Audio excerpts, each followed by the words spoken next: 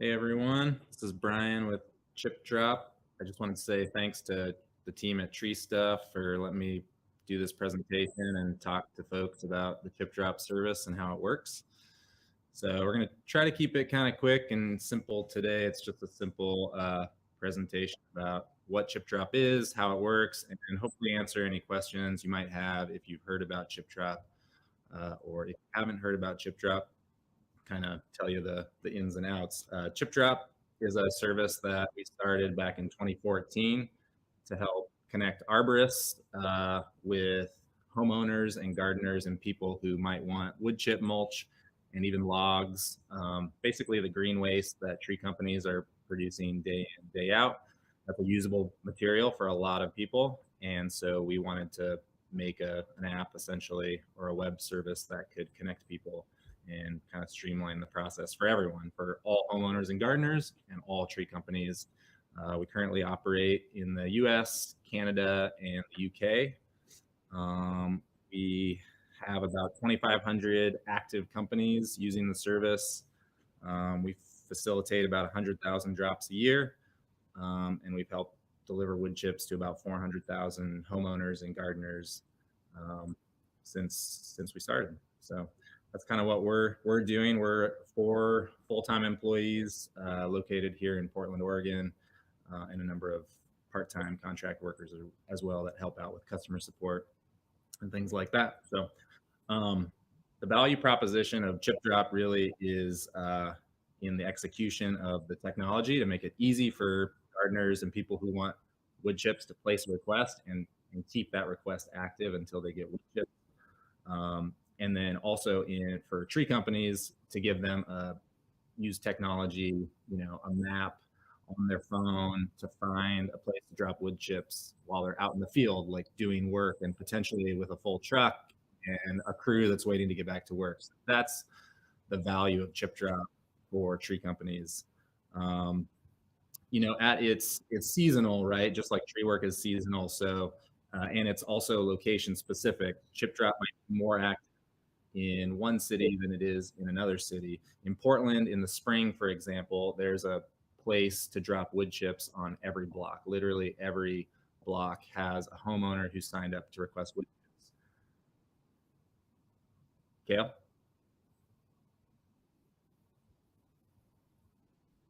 Keep going, okay. So that's the value of ChipDrop. And again, it's location specific. We're active mostly in large metro areas around the country, and most major city in the US has some level of ChipDrop usage at this point, but it does fluctuate from one city to the next. For example, in California, where it's harder to get gardeners and homeowners to sign up to receive wood chips, it's a lot. It's tricky to find a location to drop wood chips. So it's seasonal. So basically, all that is to say, you sign up, create an account, look at the map. Maybe you find a place to drop. Maybe you don't. But keep checking, and the sites change as time goes on. So anyway, I was planning to do a future course on the economics of green waste disposal and management for tree companies with tree stuff. So that's coming. That's going to be a class that hopefully we do that you can do for CEU credits. But this course is just an informal kind of lunch and learn course. But stay tuned for that. More on that. So yeah, we get a lot of questions of like, how much does it cost? Tree companies asking, how much does it cost? Is this something I should use? And we really ChipDrop, to answer that question, is $20 per drop for arborists. Arborists pay a fee to use ChipDrop. It's $20 flat rate per drop, with some exceptions being that a lot of sites are free. So you can also find free places to drop wood chips. I'll get into that a little bit later. But basically, it's either $20 or free. And then you as the arborist are deciding, is the place close enough? Is it convenient? And sort of reading some of the details that the homeowners have written in their description and their request to make sure it's the right site. Again, I'll get into that as well. But basically, just really quickly, the pros of using ChipDrop are that you can find quick, close by drop sites to drop your chips at, if there are any, obviously. as a small fee, relatively $20, which again, going into that wood waste, green waste economics course we're going to talk about, is $20 affordable? We think it is. We think it's a fraction of the actual cost that most companies are paying, even if they're dumping their wood chips for free, either at their yard or at a free dump facility. We think CHIPDROP still has a high value, even with the $20 fee. And there's no subscription. So those are like the basic pros. And, there's also the feel good aspect of reusing a material, not taking it to the landfill or somewhere. It's getting reused directly with homeowners and gardeners who are, for the most part, really excited to get it. And then obviously there's some cons too, which we kind of like, we want everyone to know what they're getting into. And for arborists, there's inherently a little bit of uncertainty delivering wood chips to a homeowner that you've never met before. We get that. And in our service is baked in lots of, protections to protect you from, that uncertainty. And we'll all get into that as well. But inherently there's uncertainty. If it's a different person's driveway, each drop, that's going to be more uncertain than just taking it to a dump where you know how to get in. They've probably got an easy loading operation. And so that's a different situation, right? It usually probably depends on a case-by-case basis where it's more convenient to drop. Most services that use CHIPDROP don't use it exclusively. They may use a dump site on the weekdays, and then on the weekends when they're working and the dump is closed, they use CHIPDROP or whatever. It just depends on the situation. But most companies that use CHIPDROP don't use it exclusively. It's, you're always kind of juggling lots of logistics. And there's some other caveats. You can't deliver more than 20 yards to CHIPDROP sites. That's pretty important. Most of these are homeowners, residential gardeners that maybe they can't even really use 20 yards, but they've agreed to our terms and they're willing to accept that much and share it with their neighbors and friends. So there is a limit on the size. And then there are some specifications that we give gardeners, although not a lot, which are basically whether or not they're willing to take logs, and any species of wood material that a gardener may not want for whatever reason. Maybe they have dogs and they're worried about toxins in certain species. Whatever the case may be, we do give them that option to specify. So those are some things that you need to honor when you're making a CHIPDROP request. You need to make sure what you have in the back of the truck kind of fits what the homeowner's asking for. Other than that, homeowners do not get to request, partial loads. They know that they need to take the entire truckload, assuming it's no more than 20 yards. They know that they cannot get a call ahead of time. Some of this stuff we're going to go over in some other videos I'm going to show, but for the most part, homeowners have to be very flexible when they sign up for the service. And we remind them of those caveats at many points during the sign up process. So it's not like anyone can just go on, place a request without reading or understanding the details, unless they really are click happy, just kind of clicking through the process. But we bombard them pretty heavily with, bullet points, reminders. Hey, just so you know, you're not going to get a call ahead of time. There's going to be leaves, like all those things that we've seen, through the last almost 10 years of doing this. The major complaints we see when people get arborist wood chip mulch. So, I don't know if you can see these expectations of service here. This is kind of our lay English terms of service without the legalese. It is a legal document. It's complimentary. We have a terms of service, but this is kind of like, we want everyone to be on the same page. We want arborists to know what is okay to drop, and we want gardeners to know what to expect. And so we created this kind of like plain English page, and people, I think it does a good job of, again, explaining to people who are willing to read it, what to expect. And there's also pictures. So, we show pictures of giant piles of wood chips in driveways and along roadsides to drive home the point, like, this is what you're going to get. And a lot of these pictures are from homeowners who sent in complaints and were like, hey, we're sorry you're upset. This is what you should expect, but we'll put your pictures on the website so that hopefully future people will see them and know what to expect. So I wanted to go over a couple more points here. As an arborist who is, potentially going to use CHIPDROP, there's some things you should know. Leaves and pine needles are okay. We tell people to expect that. We try to keep it at about 50%. So there are situations where, and I've seen pictures of this, where it probably is too much leaves or pine needles. And that would be like where the crew was clearly like tip pruning a giant pine tree, and like that's all they were doing. That's a situation where you might want to take that to the dump. There's also a kind of a use best judgment clause, which we always ask arborists to honor. And there, there's situations, we don't call out every situation where you can and can't drop.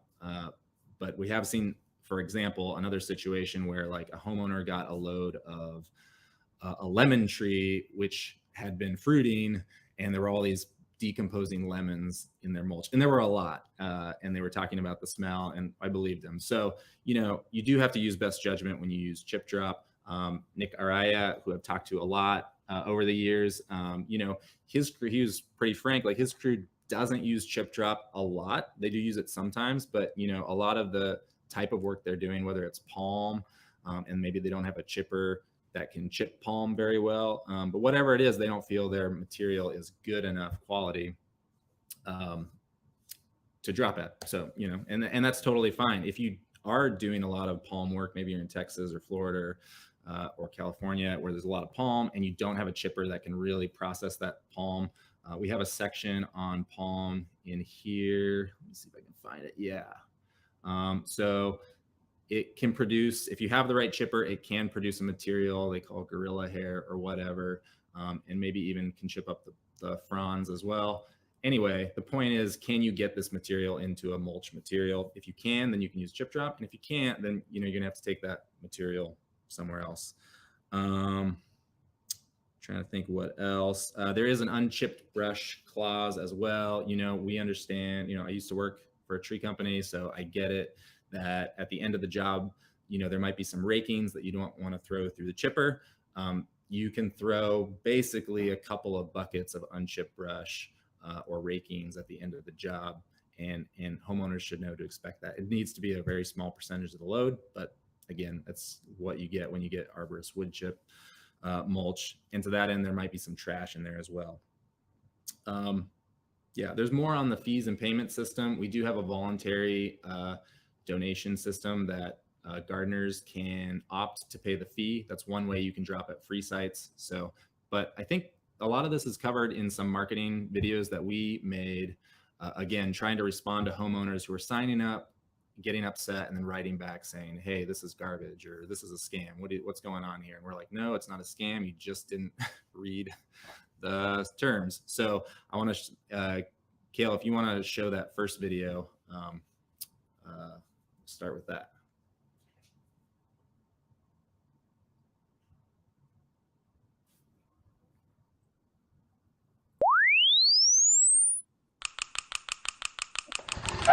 It is, I can't hear the audio. Oh, now I hear it. Arborist wood for your garden.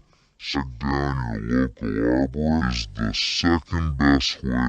I can't hear the audio. Here's how work that get chip dropped out to a list of sites for mulch.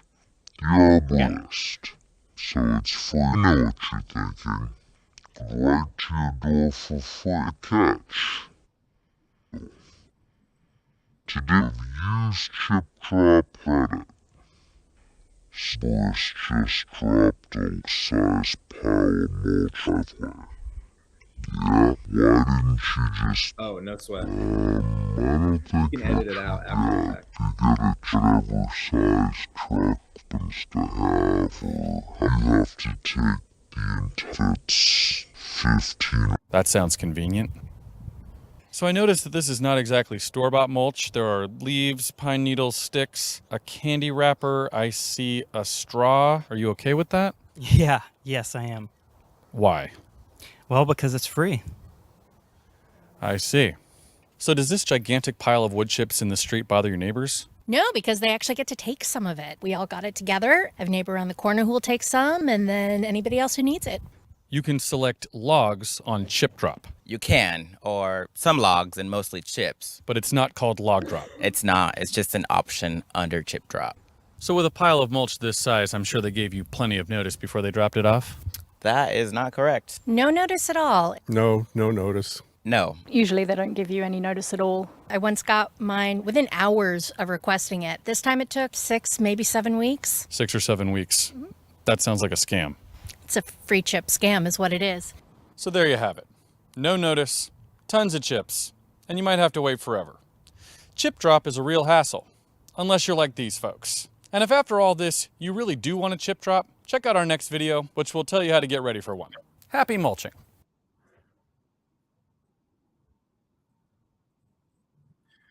Cool. So you can see we kind of made that video in response to a lot of complaints we were getting, and it it has some humor in it, which is kind of cool. But the main points of that video were to inform people, educate people about what to expect, but also essentially to discourage a lot of people from signing up. And what we found after we launched that video was, and added it as part of our sign up process to recommend the video to people to watch. Maybe they didn't read the website, was that a lot of people created an account and then never placed a request. And, it's kind of reverse marketing, but we really wanted to create a quality service for arborists, and having all these failed drops or disgruntled homeowners isn't helpful. Like, nobody wants that. Even if it maybe is technically their fault for signing up for something and not reading the fine print. We really wanted to essentially discourage people from signing up in kind of like a joking way. We made this second video that Kale's going to show. And this video was like, okay, you made the first gauntlet. Yeah, you want wood chips. And this was a way to kind of bullet point some key things that homeowners should know before they get a pile of wood chips. Maybe it's their first time getting a delivery from arborists and they don't know what to expect. So whether there's low overhead lines, I'll just let the video speak for itself. But Kale, go ahead and show the second video.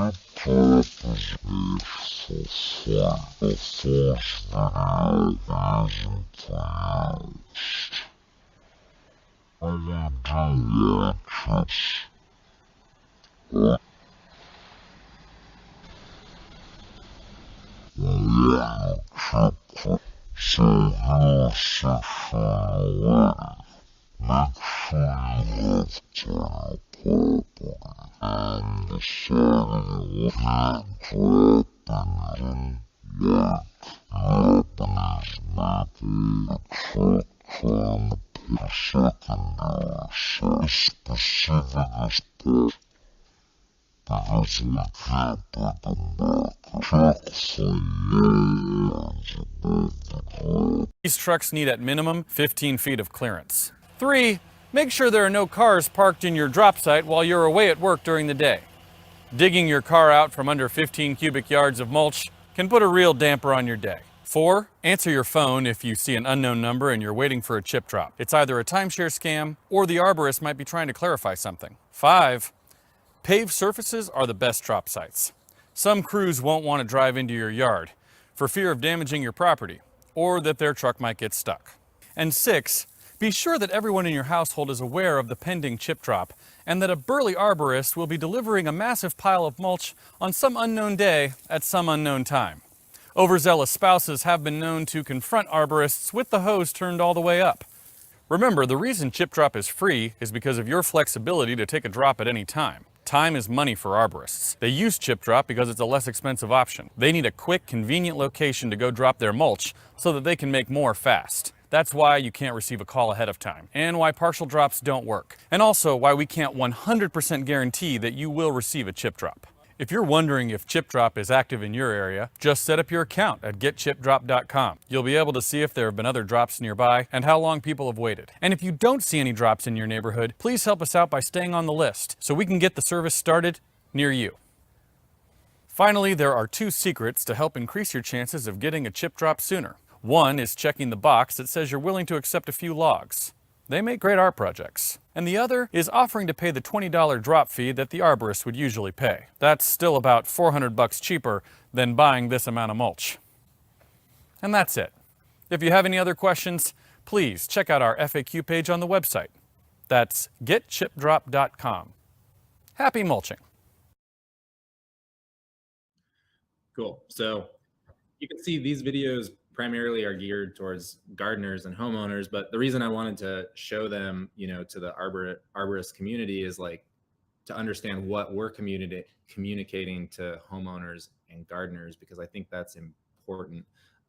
This really is a service for arborists and tree companies, and to provide that level of service, we need to be doing our work on the other end to make sure that the drop sites are quality, the homeowners knows what's happening, and they're not surprised when you show up at their driveway to drop your wood chips off. So I just wanted to show that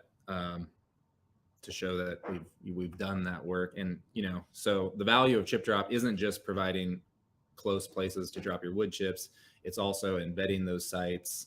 And in addition to that, we provide customer support. So if there are ever complaints, which it definitely happens, it's the rare exception, but we provide customer support. So, maybe if you get a call or if the homeowner is unhappy when you're there, you can say, hey, you should email CHIPDROP support, give them our email address, and we'll handle sort of that first step of figuring out what happened, and 9 times out of 10, it's just a misunderstanding with the homeowner, but mistakes do happen. Sometimes crews drop at the wrong address.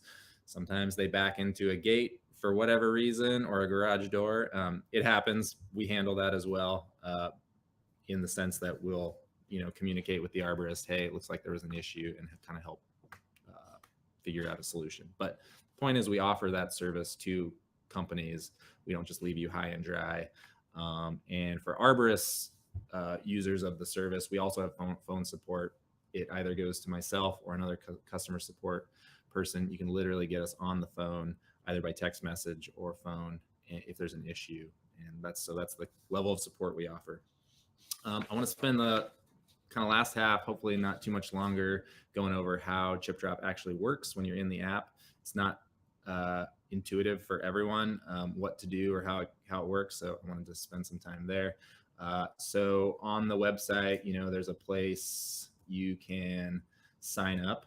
And once you do that, you'll create an account as a tree company and get logged in. And once you get logged in, then you'll basically see, I have this pulled up on a simulated phone, just so you can see how the app works in the phone. It should work great as a mobile app, even though it's a website. So yeah, getchipdrop.com. You can save this to your home screen, so you don't have to type in the website each time.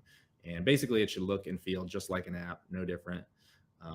So yeah, the first time you pull up the app, if you give it, again, it's a website. I don't want to confuse people. We don't have an app in any app store.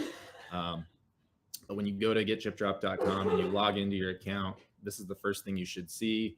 And if you have location services enabled, you should see a blue dot, and it should geolocate to your location, which is handy, especially when you're out in the field and you need to find a place close by. If it doesn't, if you don't have location services enabled, it will use whatever company address you entered to center on. But you can just pan the map around and see places wherever you want. I'm on a simulated site, so you might see a different URL up here, but just ignore that. I wanted to be able to click around and do stuff without actually affecting real life people in the real world. So this is all fake data. But yeah, you can zoom out, you can pan around, you can find places wherever you might want to. If you're doing a job the next day, for example, you can use this little address field up here and find places near that address. So there's lots of different ways you can interact with this map. We also have a list view. So if you wanted to see just a list of sites in this way, you can. So first thing you'll notice is there are some free sites and there are some other sites which I would have to pay to drop at. And these are grayed out because I don't have a credit card on file. So that's what you would see if you were trying to drop at a site and you didn't have a credit card on file. Basically, you wouldn't have access to these paid sites, but you could always drop at the free sites. And some crews only drop at the free sites if there are any available. The free sites are sites where the gardener has offered to pay the fee, essentially. And in some cases, they've offered to pay more than the fee. And those sites have a little orange number here. You actually get credits for dropping at those sites. So, for example, if a gardener agreed to pay $60, let's say, for a drop, then the drop would be free, and we would give you 40 credits additionally to make 2 future drops, essentially. So that's this site here, and that's what these numbers mean. So yeah,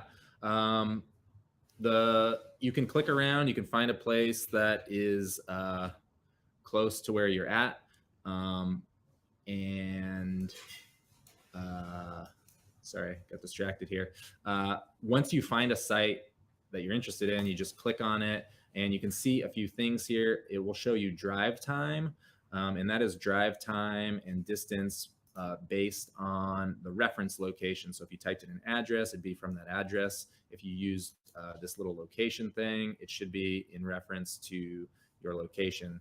So, so yeah, that'll give you an approximation of how far away it is.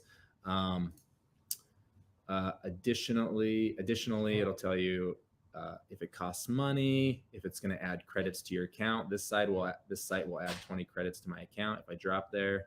Location verified just means that the person who placed the request used their device location to place the request. It doesn't really mean anything special other than like it's a little added assurance that this is a legit person and that their location was accurate. Like it's kind of a feature we added, but it doesn't really add a ton of value. But just so you know what it means, that's what it means there. This section down here shows what they want, and we kind of broke up loads into 4 categories. It's a little bit arbitrary, but it does make it easier for folks to understand. So basically, wood chips only is pretty straightforward. It means wood chips with no logs. Logs only, same thing, just a load of logs. Maybe they want firewood. In the expectations of service, we have a section that talks about logs. Basically, they should be no bigger than 3 feet long and 24 inches in diameter. So they don't have to be bucked up or ready to go. You know, homeowners know that they need to have splitting and cutting, chainsaw ready to process the wood, but they do have to be sort of reasonable so that 1 or 2 people can move the logs around. So that's logs. And then wood chips with a few logs basically is for those, I feel like probably most jobs here in Portland anyways, with, 6 or 12 inch chippers, where like you're going to process most of the tree through the chipper, but like the trunk maybe won't fit. So you're going to have like essentially 4 to 5% of the load is going to be logs. That's what that is. And then this other one, wood chips, many logs, it's basically just like a catch-all. Like they don't care, wood chips, logs, they want it all. So that's kind of what the categories mean. We do say here 15 yards of wood chips. It's a buffer. We want you to err on the side of less, and we want the homeowner to expect more. So we say 15 yards here. Technically it's 20, but the point is you can't be rolling around with a 30-yard or a semi truck and be dropping wood chips. Additionally, you can only deliver 1 load per request, even if that load is not 15 yards. It's 1 delivery, and then if the homeowner wants more, they can place another request. If you make arrangements with that homeowner outside of CHIPDROP, that's totally fine. Just know that we can't cover those drops. So all of our terms of service and our protections and customer support, won't be available in that situation. But yeah, that's totally fine as well. Basically, you need verbal agreement, or a written agreement is better, that they're willing to take more. This is the area where you will see a description of the details and then any species that the person didn't want. And you'll get some of that information as well as phone numbers after you commit. So basically, if it looks good enough, you can commit to the drop. I skipped through that next part, but you have 48 hours from commit to drop, which is really more than we want. But basically, it's like we don't want people reserving drops ahead of time. It's really just like, as you go. 24 hours is better. Otherwise, homeowners start to be like, where's my wood chips? Is it ever coming? This isn't a way to be like, oh yeah, we're doing a job there a week from now, and we'll deliver wood chips. Like that never works out because, you know, plans always change, and to keep people's expectations consistent, we say 48 hours. So yeah, it's kind of annoying here, but you have this flashing drop in progress here. And this is your drop. Once you're done with the delivery, I should have mentioned too, you will see pictures as well if a homeowner uploaded pictures of their drop site. In this case, they didn't add pictures, but that's another way to kind of see the site ahead of time. But once you're done, you either say that it was successful, or the drop didn't go as planned, or you had a change of plans or whatever. You can select a reason why it didn't go as planned. For some reason, the reasons are very tiny here. I'll have to look and see. That might be a bug. But anyway, you can select basically a pre-canned reason, you know, car blocking the driveway, or we found a different drop site, or whatever. Just say why you didn't drop, and then so click success or fail, and then that's it. And once the drop gets marked as successful, we'll process any charges either to you if it was a, you know, it had a fee associated, or the payment from the homeowner. We'll process that once the drop is marked as successful. That's kind of the nuts and bolts of how it works. There's a lot of other things you can do here in your profile. You can change marketing preferences, update your information. In your company profile, though, I wanted to mention, so when you create your account initially, you're creating like the admin account for your company. So that should be whatever email address you want for the person who's managing your company-wide account. You can also make crew accounts so that your crew members can find their own drop sites out in the field, and they don't have access to any of the other admin stuff. And you do that down here with these crew accounts. You just create a crew account, use the arborist, your employee's email address, name, and we'll send them their own login link, so you don't have to share your login information. Additionally, we'll send you free of these like big 20-inch by 7-inch bumper stickers. All they say is free wood chips, and then the URL where people can go, you know.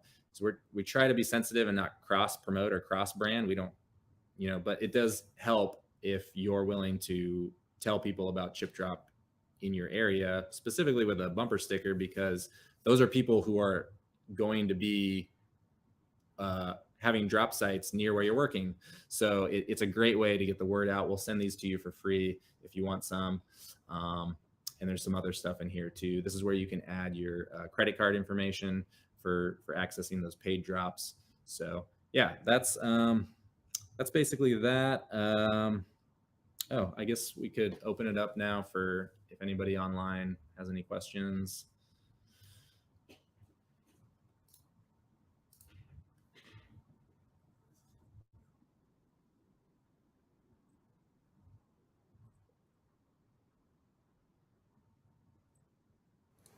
I don't have any questions for you here. I think you covered it all really well. Is there anything else you'd like to finish up on? Yeah, there were two other things I wanted to mention. Sorry, I'm getting some audio feedback here. We get a lot of questions about from arborists saying, can I have a private list where, you know, if I refer people to the website, I only want to be able to drop at those sites? And it's a valid question. We don't have that, and we don't think it's really something that adds a lot of value either for the homeowner, because they're not going to get wood chips any faster being on a private list, and also for the arborists. You know, this is really like a shared system. We do a lot of advertising to get people to sign up as well, paid advertising. And so we really want there to be enough places to drop for everyone. That doesn't always work out that way, but that's our hope. And so we do have an affiliate program where we can give you a special link that you can put on your website. And when anyone signs up from that link, it's very informal, but we can track that basically and give you some credits and just reduce the cost of using the service, essentially. So just a way to kind of kick you back something for referring people to the service. And then the other thing we're not active now, but you know, a lot of arborists, you know, not a lot. Definitely not a lot, but a few arborists have been burned in the past by a negative Yelp review from a chip drop they do. Again, it's very few and far between. 95% of all homeowners who get a chip drop are extremely stoked about it. But it has happened. We've been bummed about that. So we're developing a system now, basically where gardeners, again, because it's most of them who are ecstatic about getting this material, can be encouraged to leave a review for your company that's positive. And we've done the same thing for ourselves. Since there's way more of those people than upset people. However, upset people are usually more inclined to leave that review.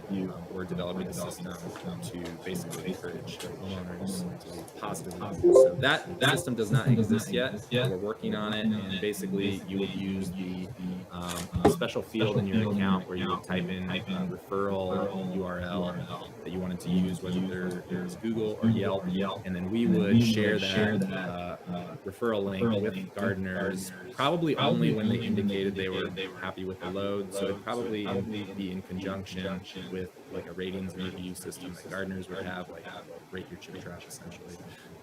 So that's something we're working on. We're actually really excited about it. We want arborists to benefit from chip drop across the board, and we really want to eliminate any negative feedback associated with it. And we know we can do that. It's just a matter of marrying that up. So that's something that's coming soon. I do have a question now. This happens every time we ask if there are any questions.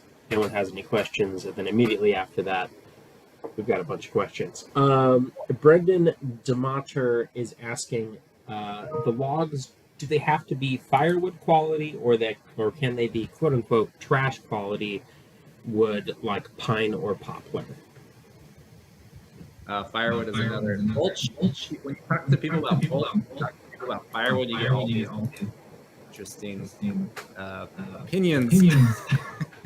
I burn wood, and I'll burn anything. So I would say it can be anything. In my mind, I know people are specific about the types of wood they want to burn. We don't burn a lot of wood here in the Pacific Northwest. But we do burn quite a bit. So yeah, softwood, hardwood, it's all good to me. And no, we don't specify. The homeowner can specify species, and that can go for logs too. So if a homeowner was requesting logs for firewood, then they would have to specifically list any species of tree material that they didn't want. If I was doing that here in the Pacific Northwest, I might include like tree of heaven, but technically you could drop that. And from our point of view, we would not knock you as a company for using your judgment. I've never burned a tree of heaven, but I'm sure it can be burned. And whether it's premium, again, we ask homeowners to make exceptions when they use chip drop. And so if we ever suspect that a homeowner is looking for like a premium material, or they're putting in their profile like hardwood only or apple only, we will write to those people and say you should not use chip drop. It's not going to work for you. So and the same goes for firewood. If they're trying to be too specific or specifying size in their descriptions, and maybe we'll miss that, but you can tell as an arborist too in the descriptions when you read them, like, oh, this homeowner is being way too specific. They don't understand what chip drop's about. You can see that, and then you can make your judgment call and just not drop there. So yeah, sorry, that was a long answer to your question. No, that was great. And the other thing here is from Derek Daniels. He's asking about the costs and where you can use chip drop. You mentioned that at the beginning. Can you just go over real quick how the pricing on that works for arborists? Yeah. The simplest way to explain it is that we have a base fee of $20 per drop for arborists. It's a pay-as-you-go system. There's no subscription. But in addition to that, we also have several free places to drop. So, for example, you might be in a city where we don't charge yet, because we do offer the service for free in like small markets or small cities where there's just not a lot of traction. So you might be in a city where it's completely free. Additionally, homeowners and gardeners can voluntarily. So homeowners and gardeners are signing up for free wood chips, and it's another reason we don't charge gardeners a fee to use the service. We really want to promote free wood chips because free is cool and free is easy to sell. So So gardeners don't pay to use the service, but they can offer to pay. Essentially, they have the choice of volunteering to pay, or call it a donation, whatever. And anytime they do that, that offsets the cost for you. We don't double charge. We don't charge the gardener and you. So if they offer to pay, then you don't have to pay. And those sites will show up on the map. You want to go back over to the screen share? I can just show them how you didn't see that. You'll be able to see easily on the map which sites are free, because it'll say free underneath it. So if it says free, it's free, and you can just drop there. If you want to access some of these other sites, it might prompt you and say the site costs $20. You have to have a card on file. Or if you have credits, like I had mentioned before, you can get credits for dropping at some of the sites. Then it'll use credits instead of your card. So that's that.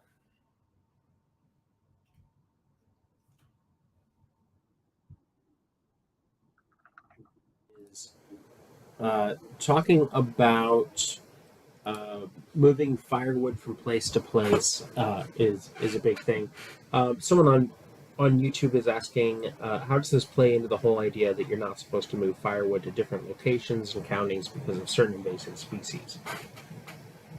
Yeah, that's a good question. We've been pretty active on a few court tickets dealing directly with that issue. What I say about that is, and this goes for green waste disposal as well. Some species have to be disposed of and processed in a specific way. You know, elm is one here in the Pacific Northwest. You know, there's a moratorium certain times of the year you cannot. You basically have to process elm in a certain way. So using CHIPDROP does not stop or change your obligation as a tree contractor from following local and state ordinances on green waste disposal. That's our tell it's my legal explanation. But basically, yeah, nothing about using CHIPDROP changes your responsibility as a tree care worker. So yeah, if a species is under moratorium and you have to just chip or bury all logs during a certain time of the year, you can't go deliver those logs to a homeowner. We don't directly tell you when it's okay or which species, because it's so regionally specific, always changing, and we're not the experts. So we handle it on a case-by-case basis, and if we get a homeowner who has reported that they think they got a species that they're worried about, you know, we follow a certain set of protocol. We have some pictures first, and then, you know, we try our best to do tree ID here in the office from pictures, and then basically we recommend that they go to their local urban forestry department for help if they do think they got a species that was, you know, quarantine or whatever. So yeah, that's we don't do that directly here at CHIPDROP, but we do have some verbiage in our terms of service that let tree companies know that, hey, there's still rules and you still got to follow those best practices and rules. So check with your authority. Great. All right. Thank you very much, Brian. Should we run this third video here on the way out? Yeah, I think we should end with another video we made just to end cap it. Great. All right. Well, thank you, Brian, for doing this for us, and we will see you next time. Thanks, Gail. Thanks, everybody. Okay.